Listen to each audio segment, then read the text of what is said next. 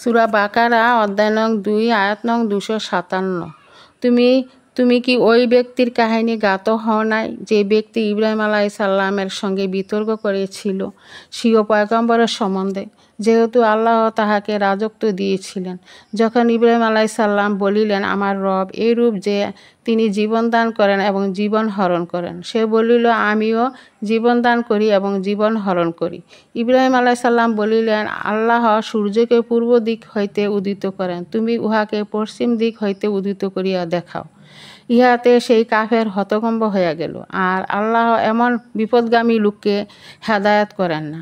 অর্থাৎ নমরুদ ইব্রাহিম আলাইহিস সালামের সহিত আল্লাহকে নিয়ে বিতর্ক করেছিলেন।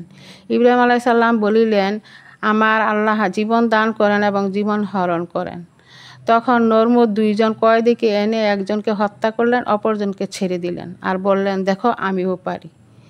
তখন ইব্রাহিম আলাইহিস সালাম দেখিলেন নমরুদ একেবারেই হতভম্ব, স্থলবুদ্ধি সম্পূর্ণ। কাজে তিনি অন্য একটি প্রমাণ বর্ণনা করিলেন, যাহা স্থলবুদ্ধি সম্পন্ন লোকও বুঝিতে পারে। বলিলেন, আমার খোদা পূর্ব দিক থেকে সূর্য উদিত করেন, তুমি পশ্চিম দিক থেকে উদিত করিয়া দেখাও। তখন নমরুদ হতভম্ব হয়ে গেলেন।